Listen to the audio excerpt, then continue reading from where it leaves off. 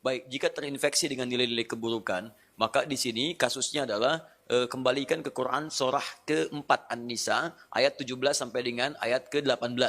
Itu yang dikenal dengan taubat namanya. Ya, innamat taubatu 'ala Allahi lil ladzina ya'maluna su'a bi jahalatin tsumma yatubuna min qarib. Ya, sungguh taubat itu berlaku kata Allah bagi orang-orang yang terinfeksi dengan penyakit buruk. Su itu, nih, lihat ayatnya. Innamat taubatu 'ala Allahi lil ladzina ya'maluna su'an. Taubat itu dilakukan orang yang terinfeksi dengan keburukan. Su itu pekerjaan nafsu. Nafsu. Dari mana taunya? Quran surah 12 ayat 53. Inna nafsa la'ammaratun bisu. Su sumbernya nafsu. Kalau ada orang kemudian digerakkan nafsu berbuat buruk kemudian sampai terinfeksi dirinya, maka caranya dengan taubat. Apa itu taubat? Taubat itu artinya kembali kepada nilai-nilai kebaikan dengan cara meninggalkan perilaku buruk yang dikerjakan. Misal, fujur tadi bisa terrespon dengan perilaku maksiat. Maksiat lewat mata nonton tayangan-tayangan yang tidak baik.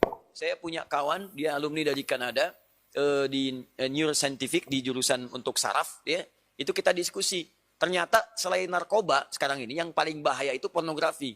Pornografi itu begitu seseorang kemudian menggunakan fungsi pandangannya untuk melihat tayangan seperti itu langsung merusak ke fungsi otaknya. Dia masuk tuh. Menginfeksi, kadang-kadang candunya lebih besar daripada narkoba. Makanya orang kalau nggak pernah lihat, tiba-tiba melihat itu bayangannya tuh lama. Di bagian otaknya tuh. Kadang-kadang penasaran. Padahal udah dipalingin kan, udah dipalingkan. Tadi apa sih, apa benar, salah gitu kan.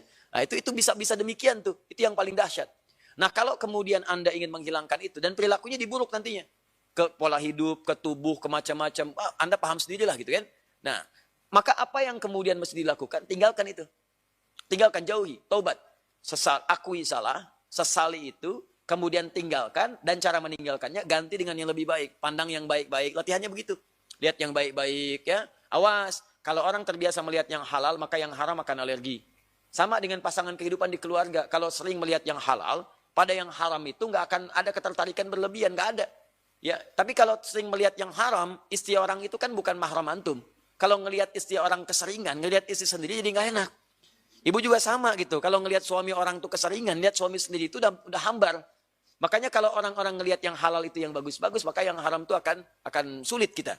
Sama bicara juga begitu. Kotor kata-kata, tinggalkan yang kotor balik kepada yang baik. Begitu baik kebiasaan, maka kotor akan dihilangkan.